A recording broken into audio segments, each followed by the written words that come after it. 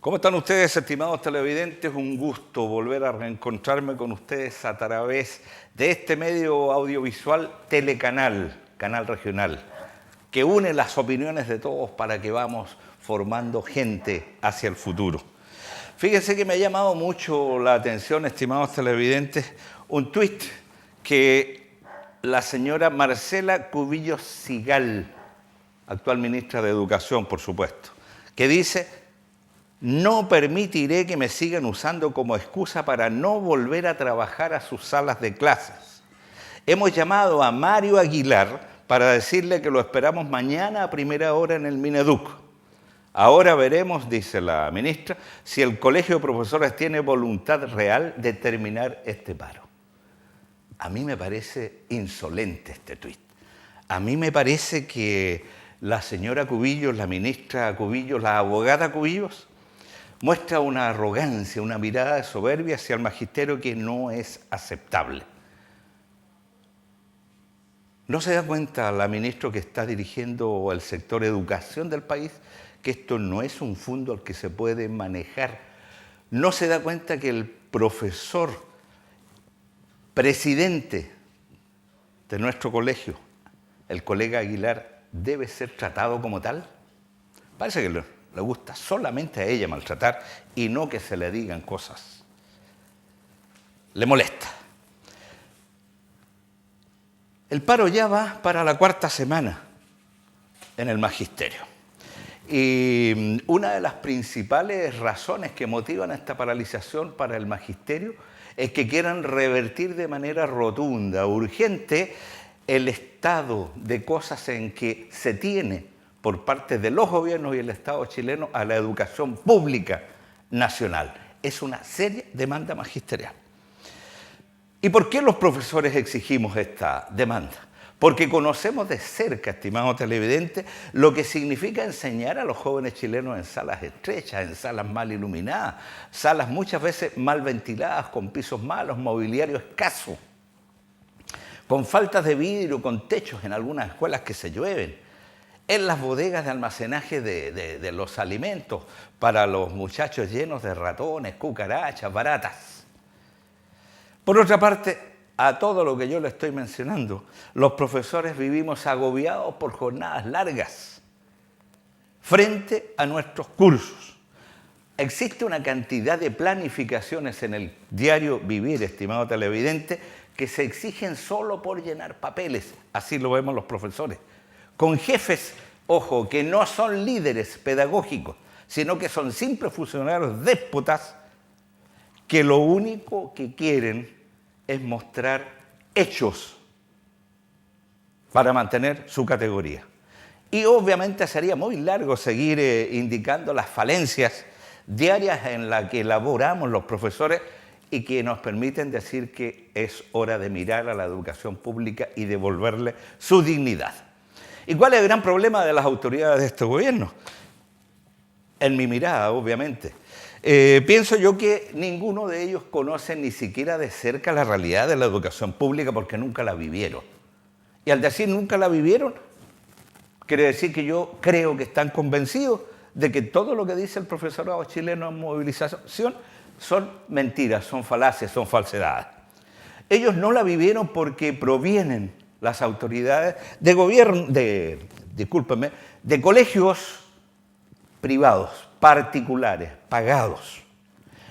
Y ellos tienen una condición absolutamente distinta en manos de los privados a lo que sucede en la educación pública. Y obviamente no creen entonces que el Estado es el responsable de la formación social y de la formación intelectual de los ciudadanos, de todos los ciudadanos. Entonces, uno comprende con esta frase, estimado televidente, por qué la omisión, por qué la indiferencia, por qué la altanería del Ejecutivo, como la ministra Cubillos, frente a las demandas esenciales que el magisterio plantea. No escucha porque sus intereses son otros. Los vemos, los docentes, como lejanos. Los hallamos soberbios en su incompetencia. Incompetentes. Y fíjense que en política, cuando uno es interpelado, no se puede quedar silente por mucho tiempo, eso lo sabemos, tiene en algún momento que dar la cara.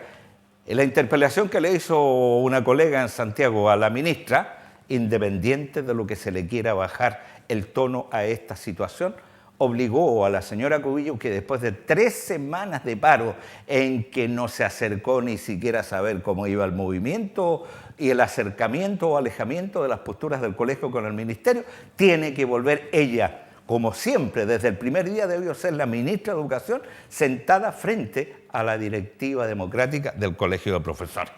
¿Y qué es lo que hacen entonces? Inventan cosas, intentan mentir. ¿Y qué mejor que mentir para desunir a este maravilloso movimiento gremial del magisterio? Y señalan que al presidente del gremio le interesa, aparentemente, según su mínima visión, optar a un cargo de elección popular en las próximas elecciones. Y más encima, en ese tuit que acabamos de escuchar, me queda la sensación, pero muy dolorosa, de que la ministra Cubillo califica de flojos al profesorado. Y eso lo saco yo cuando señala que se la está usando a ella, imagínense, a ella, para no regresar a clase. El objetivo, claro, yo lo insisto, dividir al magisterio. Y eso es política, pero política sucia, la que yo combato en todo orden de cosas, y que en justicia es contraria absolutamente a la mirada que tienen los maestros. Por otra parte, y en otro orden de cosas, creo que la democracia cristiana está entrando en una colaboración curiosa, crítica, con el gobierno derechista. Porque los datos entregados recientemente a La Moneda, dándole los votos necesarios para dar inicio a la legislación que corresponde a la reforma de pensiones.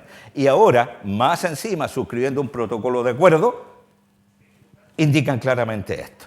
Y con ello, creo que la democracia cristiana en su dirigencia tensiona a la militancia, tensiona a sus parlamentarios senadores, provoca inquietud en ellos, hace tambalear aún más la relación con sus antiguos socios históricos y los recientes.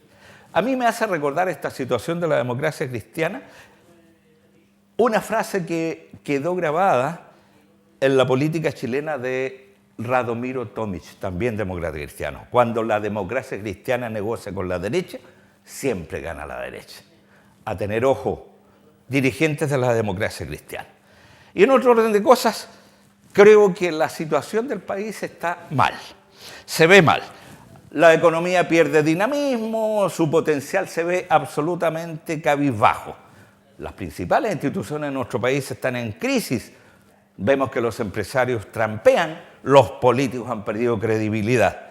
Ya no somos el país aquel que empujaba y lograba éxitos económicos y que generaba empleos de buena calidad y disminuía la pobreza.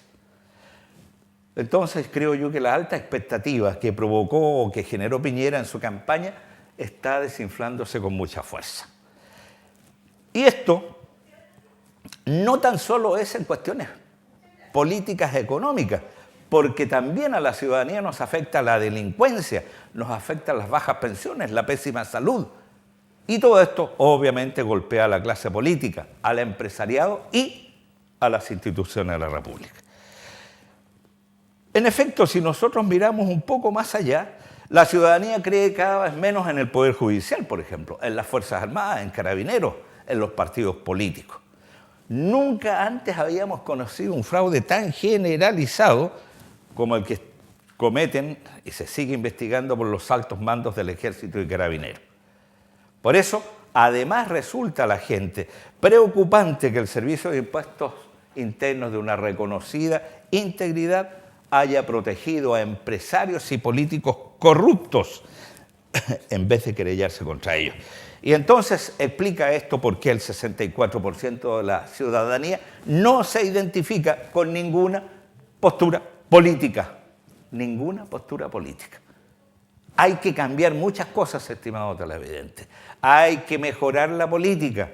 hay que mejorar las conductas, hay que mejorar el trato que nos damos diariamente los que pretendemos llevar este país a un mejor nivel, mejorando la situación en que viven la gente más modesta de nuestro país, el pueblo asalariado, el pueblo trabajador.